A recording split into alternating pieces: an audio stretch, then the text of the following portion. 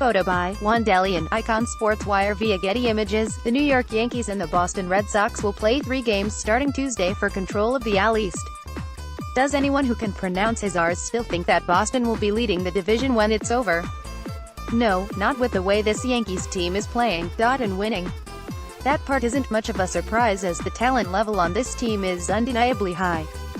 But it is how they have been winning, and how often, that has eliminated many of the questions coming into the season, and replaced them with a new and single query: is this team special? Those in Yankees universe know exactly what that means. They've seen it before. And they are used to it. Delay. The Wayback Machine. On May 12, 2009, the Yanks were 15-17. They had already endured losing streaks of 4 and 5 games. Worse yet, they had been swept by the Red Sox in all 5 of their encounters, some losses coming in embarrassing fashion. But the next day they started a 9-game winning streak highlighted by walk-off weekend. They would go on to win the division over the Sox, as well as the season series. Even the maddeningly inconsistent A.J. Burnett made the start of the year against Josh Beckett, and A-Rod capped the classic. Big hits were not unusual for that man in 2009 as both his first and last swings of the season produced home runs. Long before that, though, long before the Yankees won 103 games in the World Series, it was clear that team was special. Yankees fans probably remember when the realization dawned on them and the team, during that 9-game winning streak. Those are common enough in baseball, even teams with losing records might have them, but there was something different about that run. So many of the wins were improbable, not just the walk-offs.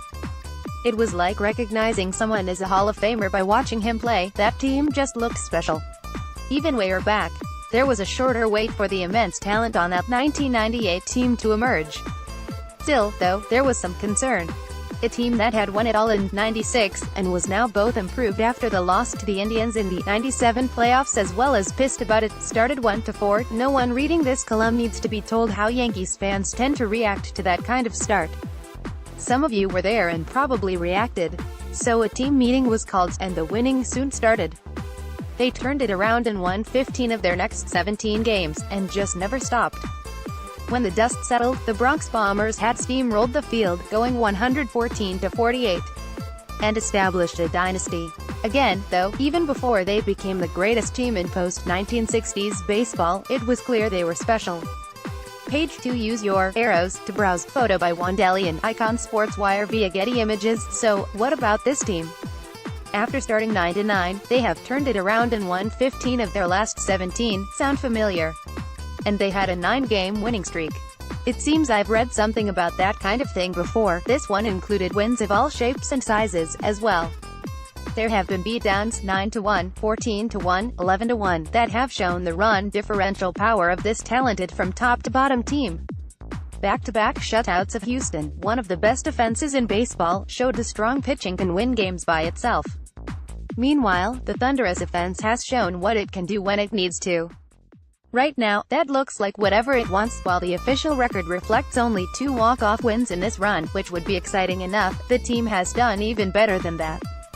For instance, only the home run hit by Gary Sanchez in the bottom of the 9th in New York on April 26 against the Twins is recorded with a whitho. But the next night in Anaheim, Didi did the same in the top of the 10th.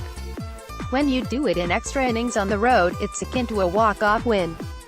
The same is true when the Bombers came back in the top of the 9th on Thursday in Houston. That makes 4 wins in their last abs over these 15 wins, not 2. Use your arrows to browse.